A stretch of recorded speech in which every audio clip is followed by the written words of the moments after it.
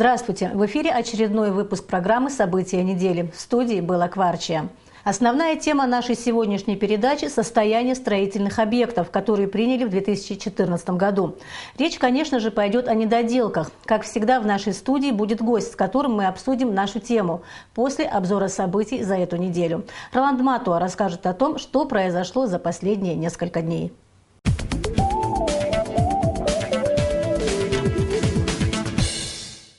19 января православные христиане отметили один из главных праздников Крещения Господня. Во всех православных храмах Абхазии прошли торжественные богослужения с освящением воды. В Сухумском кафедральном соборе прошла божественная литургия в честь великого праздника.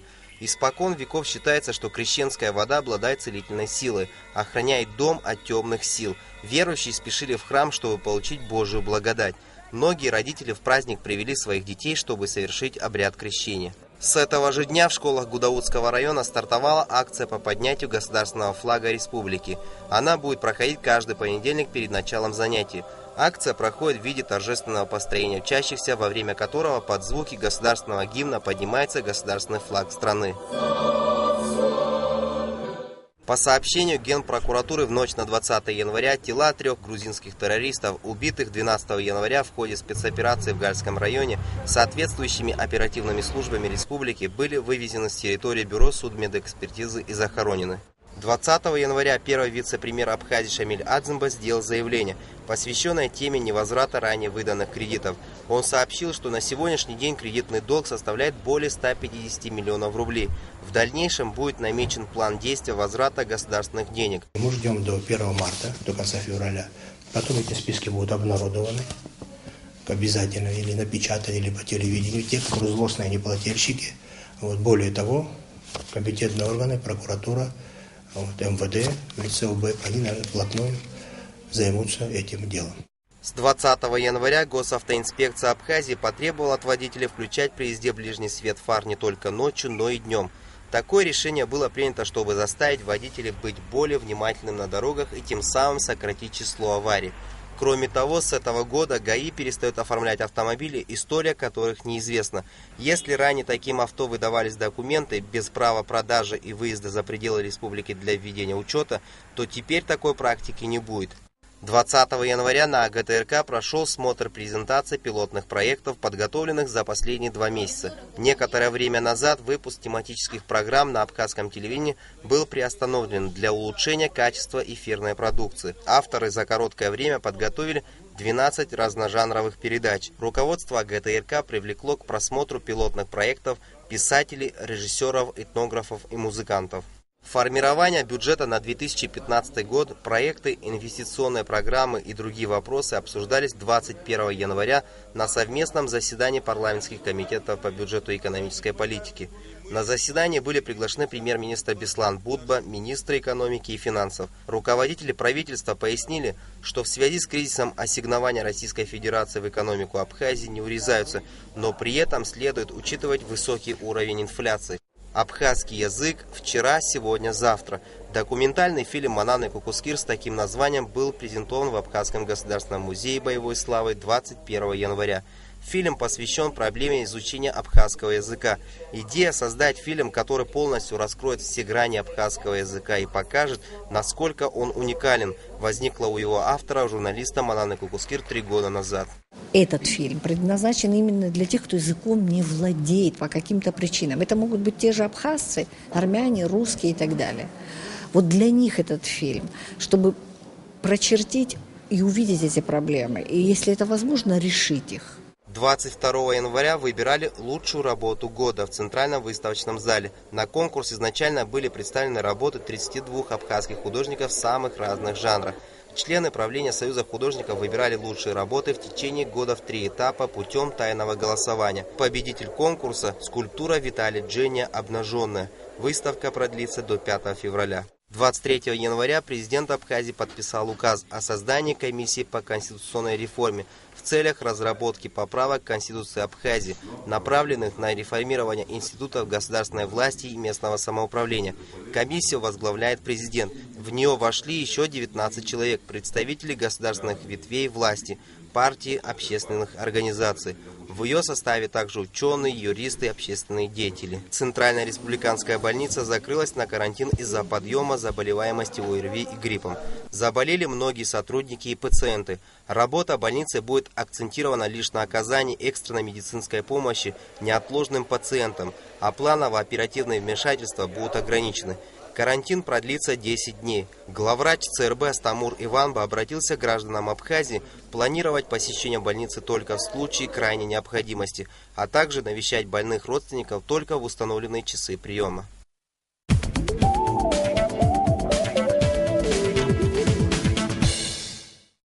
Таковы основные события уходящей недели. А теперь вернемся к главной теме нашей передачи – о строительных объектах, которые были сданы в 2014 году.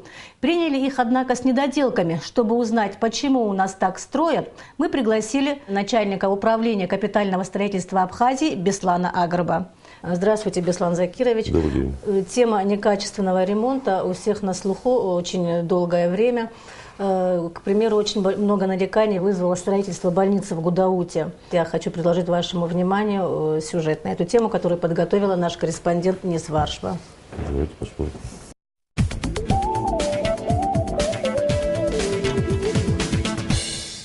К ремонту Гудаутской ЦРБ приступили еще в 2012 году. К тому моменту больница, в которой в период войны был военный госпиталь, уже был в плачевном состоянии. Постройка советских времен пришла в полную непригодность. К тому же в больнице работали лишь ряд необходимых отделений – хирургическое, терапевтическое и не более. Медицина шла вперед, а больница, застрявшая в своем развитии где-то между 70-ми и 80-ми годами прошлого столетия, не могла обеспечить жителям района необходимую помощь. Да и оборудование было под стать строению. Объект включили в российский комплексный план социально-экономического развития Абхазии, и началась реконструкция. Его общая стоимость около 230 миллионов рублей вместе с проектом. В конце 2014 года у больницы должна была начаться вторая жизнь. Общая территория Гудаутской ЦРБ не менее 20 гектаров. Здесь отдельно стоящий корпус инфекционного отделения, ряд корпусов административных. Да и вообще здесь еще масса всего, о чем раньше и мечтать-то не приходилось. Этот объект должны были сдать в декабре прошлого года. Как видите, до сдачи ему еще ой как далеко. Во время работ строители столкнулись с дилеммой. Проект, разработанный известной московской компанией, не предусмотрел элементарных удобств для пациентов. К примеру, чтобы добраться из одного отделения в другое, больному пришлось бы несколько раз пересекать двор. А если он лежачий? Строители вместе с врачами приняли решение самостоятельно изменить проект. И Гудаутскую ЦРБ стали перестраивать заново. Само здание физически и морально было устаревшее. Там были, знаете, блоки были разобщены. Для того, чтобы с одного блока перенести пациента в другое, и на обследование в лабораторию, нужно было выносить на улицу каталкой или там носилкой. И поэтому, чтобы это все избежать, сделали так, чтобы каждый блок, они как бы взаимосвязаны между собой, но не нужно вот теперь выносить и выходить отдельно через улицу. Это сообщение сделали более цивилизованным, да, вот так скажем. Реконструкция подразумевает увеличение отделений и оснащение их новейшим оборудованием. А значит, помимо сооружений, необходимо было заменить и коммуникации. Поскольку была проведена глубокая реконструкция основного корпуса больницы, инфекционного корпуса и прилегающих строений, то есть это хозблока, который включает в себя кухню, готовку, аптеку больничную и отделение физиотерапии, вынесенное в отдельный блок. Вот. Появляется новое строение, которое требует, естественно, установки нового оборудования, подведения новых сетей. Это вентиляции, кондиционирование, электроснабжение и водоснабжение. То есть уже частично что-то установлено. Осталось, в принципе, у нас по электроэнергии небольшая часть, это установка силового распределительного оборудования, которое, к сожалению, еще не закуплено. Шли месяцы, строительство шло полным ходом, и по мере приближения к дате сдачи объекта стало понятно, что ремонт не завершится в 2014 году. То тут, то там начали обнаруживаться изъяны, и у южной строительной компании, отстраивавшей больницу, объект забрали. Теперь все работы ведет управление капитального строительства, а именно Гудаутострой. По словам прораба объекта, на ликвидацию недоделок понадобится еще несколько месяцев. Добавилась лаборатория, которой у нас никогда не было. Тут очень много добавилось, очень много помещений добавилось, нужных, необходимых. Нам пришла такая участь доделывать недоделанные работы. Тут практически остались хвосты по всем видам работ, по общестроительным работам и по спецработам, что касается дорогостоящих работ, это по электрочасти, по вытяжной вентиляции, по притоку, по канализациям, по очистным сооружениям. Общестроительные работы, это что касается отделки, наружных и внутренних работ, это, я думаю, что еще месяц мы тут покрутимся и наверняка выйдем. Глава ведомства, в чью юрисдикцию входит данный объект, недоволен ходом работ. По его словам, в данном виде больницу принимать нельзя. Они должны вырезать его до 20 декабря, но там строительные работы еще не завершены. Мы подписали только акт выполненных работ, а не приемки здания. Там еще есть масса работ, которые небольшая, но есть работы, которые должны быть завершены в течение 2, максимум 3 месяцев. Потом мы стоим в социальном плане этот год, покупка оборудования для этой больницы, и уже потом ввод в эксплуатацию. Строительные работы должны быть завершены в кратчайшие сроки. За это уже сейчас отвечает УКС. А в плане приемки объекта по нашим требованиям у нас будет своя комиссия, которая будет принимать этот объект. Мы будем это отслеживать строго. На данный момент лишь 2 этажа и инфекционное отделение более или менее готовы. Чего не скажешь о хирургическом и гинекологическом отделениях и о лаборатории. Здесь строительные работы в самом разгаре. Большой просторный холл – это будущий вход в Гудаутскую ЦРБ. Больничную стерильность пока здесь мало что напоминает. Вовсю идут строительные работы. Но строители обещают, что уже в этом году сюда зайдут и врачи, и первые пациенты. Нисфа Аршба, Алексея Гухава, Абхазское телевидение.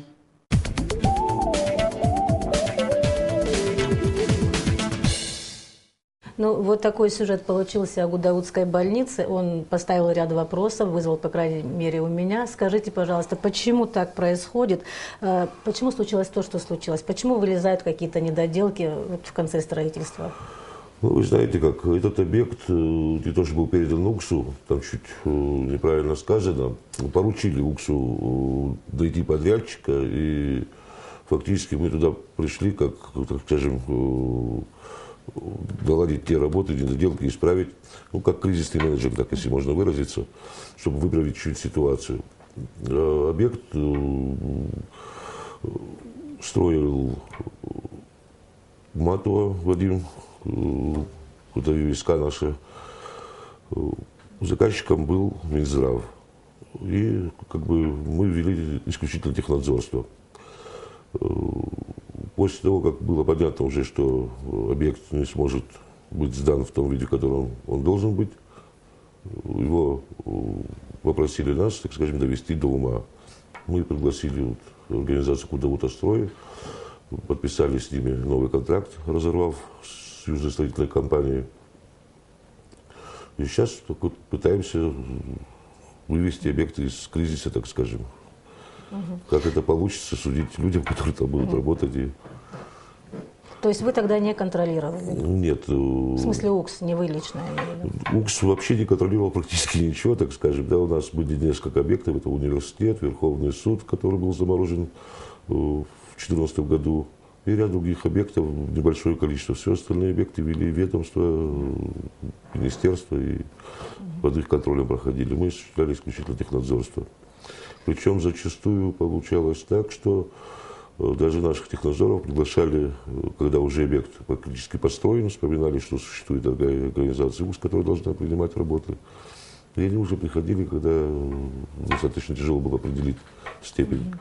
Вообще-то мы всегда думали, что те объекты, которые и такое общереспубликанского значения, обычно всегда ведет как бы УКС. Это не так оказывается.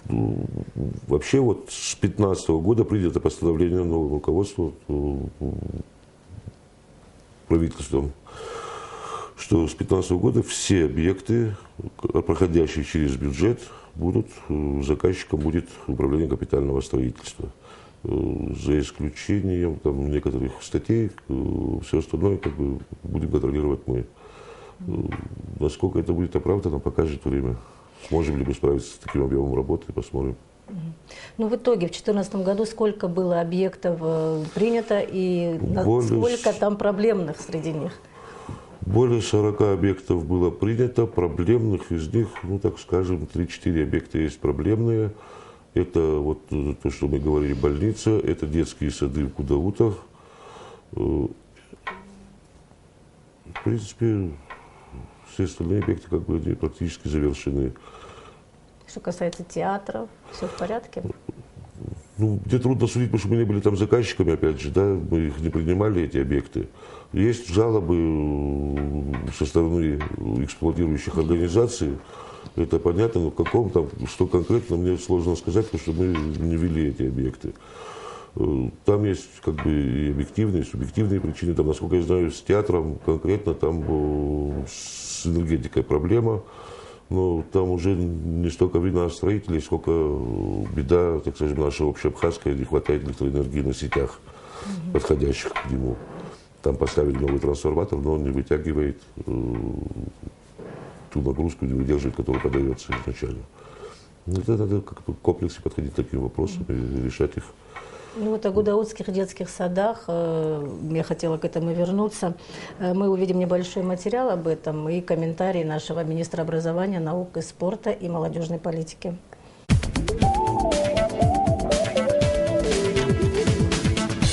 Детские сады. Из тех, что готовы, Министерство образования ряд из них не принимает. Почему? В сентябре месяце был принят детский сад еще предыдущим министром и созданной им комиссией. Это в городе Гудаута по улице Гагарина в Замостянском районе. Мы ездим туда часто, потому что жители города звонили в министерство, обеспокоенные тем, что в детском садике они нашли какие-то там трещины на стенах и на потолке. Я выезжал туда, смотрел. На самом деле там были недоделки. Дело в том, что там поднялся паркет, и я попросил, чтобы полностью заменили, то есть переделали некачественную работу. И, к сожалению, выяснилось, что электроэнергия не подключена к этому зданию, хотя стоит там трансформатор и очень дорогостоящий, но, как нам объяснил подрядчик, генеральный подрядчик, Южная строительная компания, он сказал, что ошибочно не включили в смету подключение трансформатора. И выясняется, что около 1 километра нужно построить линию, подвести туда питание, чтобы садик мог функционировать. Также плохое состояние вот по поводу водоснабжения. И мы когда спрашивали у подрядчика, он объяснил это тем, что в Гудаутском районе всегда была проблема с водой. И вот, хотя я думаю, что можно было там предусмотреть или скважину, или там вот емкость поставить, чтобы садик нормально функционировал. И я пока, естественно, не могу этот садик считать готовым, хотя очень много детей в городе Гудаута стоят уже в очереди, чтобы пойти в садик, но вот положение такое. Еще второй садик, который тоже генеральным подрядчиком являлась Южная строительная компания по улице Лакербая, ввиду того, что он в срок не успевал его сдать в эксплуатацию, мы вынуждены были поменять подрядчика. Сейчас этим занимается УКС и Гудаута-строй. Мы часто бываем там, и работы идут неплохо. Думаю, что в конце месяца мы можем получить этот садик.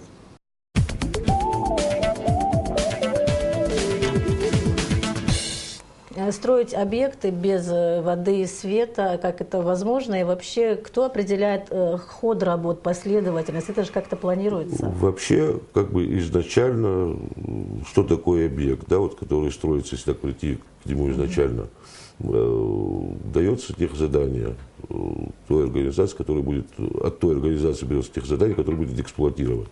Вообще, в мировой практике, и у нас должно быть то же самое, по идее, любой проект начинается с тех условий. То есть откуда и как будет запитываться электроэнергия, поступать вода и куда будет уходить канализация. К сожалению, было настолько разрознено все это, разные ведомства занимались разными, так скажем, работами. Черноморэнерго отвечала за подводку электроэнергии, они были сами себе подрядчиками, сами себе заказчиками. То же самое водоканалы и прочее, поэтому в комплексе это не учитывалось. И в данном случае давалось техзадание исключительно на строительство, строился объект, а потом оказывалось, что его достаточно сложно подключить к сетям. С другой стороны, там есть другого рода проблемы. Да, в той же Гудауте, в районе вот Замостянки, так называемой, по улице Гагарина, детский сад, там общая проблема с электричеством. То есть ее тоже надо решать в комплексе. Откуда-то везти только для детского сада сейчас электроэнергию достаточно проблематично. Ну, что-то планируется дальше в этом плане? Что будет дальше с этими садами? Правительство занимается, так скажем, было дано поручение Черноморэнерго, чтобы они разработали подводку сетей. Занимаются, будет смета, будем смотреть откуда. К сожалению, единственное, что теперь получается, эти деньги придется выделять из местного бюджета и нагружать наш бюджет. То, что касается самого непосредственно строительства, почему оно затянулось и почему оно было в таком виде, ну, это уже как бы, так скажем, самодеятельность наших подрядчиков, которые по своему усмотрению пытались менять материалы, применять другие методы строительства. В итоге вот, то, что нам было позволено в рамках технадзорства, наш технадзор приостановил эти стройки. Ну, раньше этого нельзя было сделать. Когда его пригласили, он увидел, как оно делалось, стройки были приостановлены. После чего был разработан проект укрепления здания, поэтому там пошел такой разрыв. И после такого укрепления начались отделки, и поэтому произошла вот эта задержка с вводом в эксплуатацию. Ну, сейчас надеемся, что объекты доведем до конца. Там то же самое сменили. По Лакербая садику сменили подрядчика, там тоже занимается сейчас Гудаута-строй. В принципе, та же бригада людей, которая занимается на больнице. Ну, надеюсь, что выйдем из этой ситуации с честью, постараемся во всяком случае. Вот говорят, что через некоторое время, вот буквально в ближайшее время, будет открыт стадион по Базинской улице, стадион «Динамо», рассчитан на 5000 мест. И опять там же проблема инфраструктура, дороги и прочее. И опять же последовательность. Насколько рентабельно, скажем так, сдавать объект, а потом уже делать вокруг него работы. И вообще, уверен ли УКС, что там есть, нет недоделок? Ну, опять та же самая ситуация, начнем, да, что УКС не был заказчиком, там был комитет по физкультуре и спорту заказчиком, который сейчас вошел в состав Министерства образования, конгломерат такой создали, и этим объектом занимались они. Естественно, что когда строится объект, надо в комплексе учитывать и близлежащую территорию, так называемое обустройство территории, с ливневками, с канализациями и прочим. Там очень большие проблемы были с этим. И в таком виде оставлять дороги, конечно же, было бы нельзя, если бы этот проект был нормально собран и изначально за ним прослеживали его, так скажем, с начала до конца. Можно было решить, что первично, что вторично, или это... Опять та же самая ситуация, когда разные ведомства ведут объект. Вот почему и пытались сейчас вот сделать единого заказчика, чтобы это все в комплексе со стадии проектирования шло, все нормально, чтобы оно выходило как бы на объект в целом.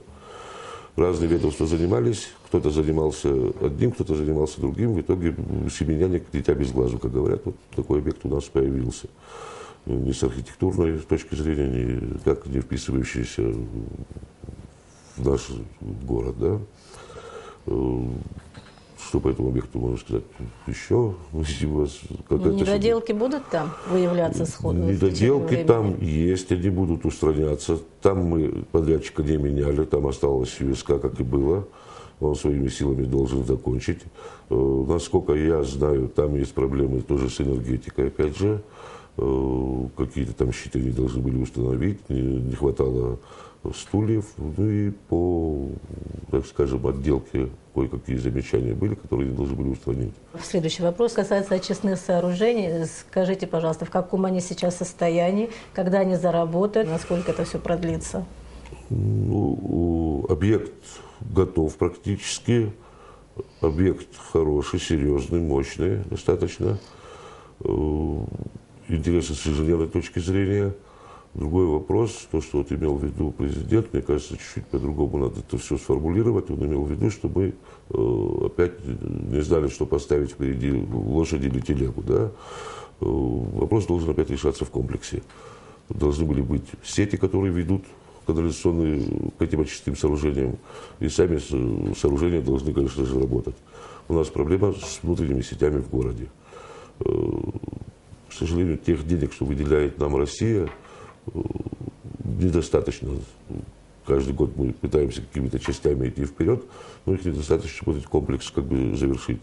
Другой вопрос, насколько правильно принимались решения, вот если брать тот же стадион, допустим, да, эти деньги можно было направить на сеть или как-то, чтобы выстроить приоритеты. На сегодняшний день, то, что мы закладываем программу на 2015 год, вот эти приоритеты, мне кажется, пытаются учесть. Другой вопрос, что 2015 год у нас будет тоже достаточно сложный, в том плане, что эта программа версталась в 2014 году, еще предыдущим правительством, и очень сложно было оттуда что-то выкроить. Ну, общими усилиями попытаемся этот год как-то выстоять, а к следующему году уже, наконец, у нас есть опять в комплексном плане заложены суммы на проектирование.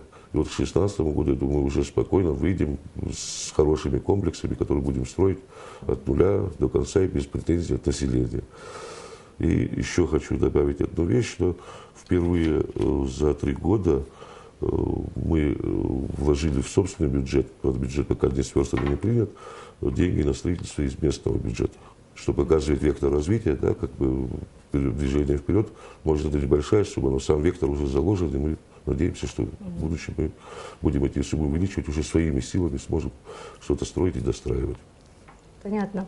Вы можете сказать, что в 2015 году будете строить? В 2015 году из тех объектов, что были у нас, это переходящие объекты, 3-я школа, университет будет достраиваться Верховный суд. И основные, так скажем, объекты, это будут у нас дороги ремонтироваться и прокладываться, водоводы в небольшом количестве, там, ну, как опять же, насколько хватит денег. Не могу не спросить про университет. Там ситуация разрешилась? В плане? Ну, в плане там был процесс, Ладария. Нет, этот процесс продолжается. Насколько, как бы я не вникал в подробности, но, насколько знаю, процесс продолжается. А объект строится нормальными темпами. Там все, как бы, это вот наш объект Уксовский, который мы ведем. Там идет темпы нормально наращивания. Я надеюсь, что мы без проблем его закончим. Единственная вот беда, ну, это кризис не только сейчас в России и в Абхазии, да. Как скажутся, вот, финансы, хватит нам этих денег на строительство, как будут фиксироваться, это будем думать, смотреть. Будет видно.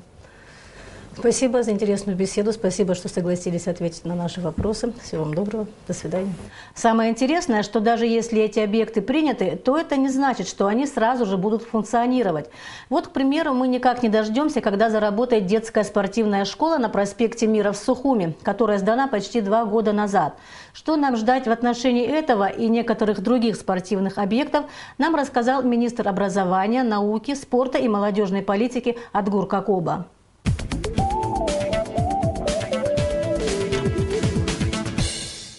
Сухумская спортшкола уже давно готова, около 2 лет.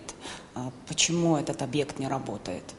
Да, Сухумская спортшкола, которая находится по проспекту Мира, уже 2-й год так вот стоит, потому что работа как бы закончена, но это здание вообще предназначено для занятий гимнастикой.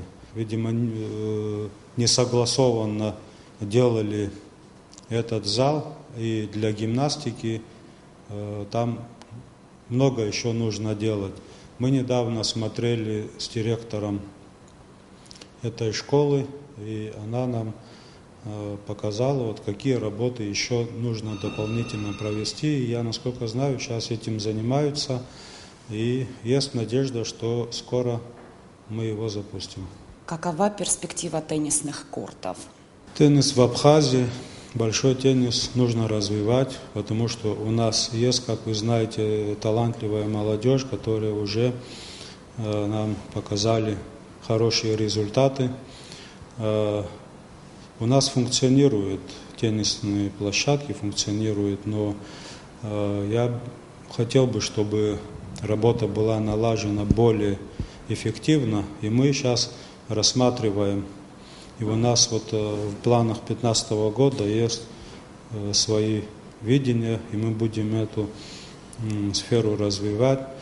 У нас есть хорошая площадка по проспекту Мира, начали строить еще год тому назад, но не закончив строительство, сейчас прекратились работы.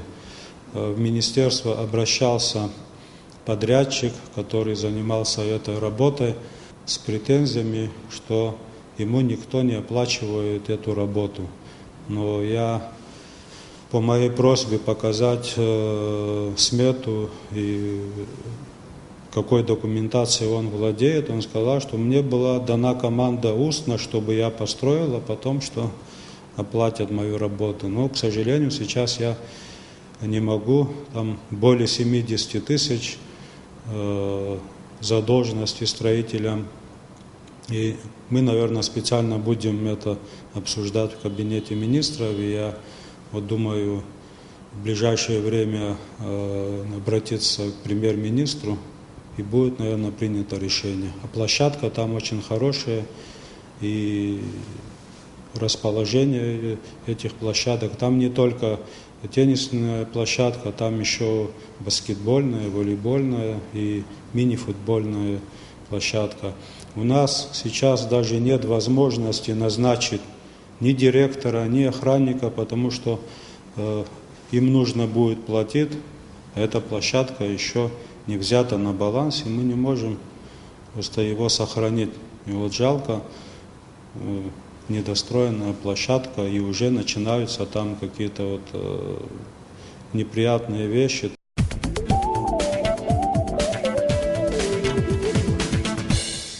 Ну что ж, будем надеяться, что ждать придется недолго, и наши дети еще до совершеннолетия успеют воспользоваться условиями на новых спортивных объектах.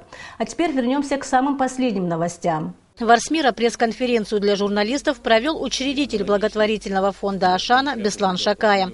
Он рассказал о деятельности фонда в республике и сообщил, что за время работы на благотворительные цели фонд собрал более 21 миллиона рублей, оплатил лечение 65 детей.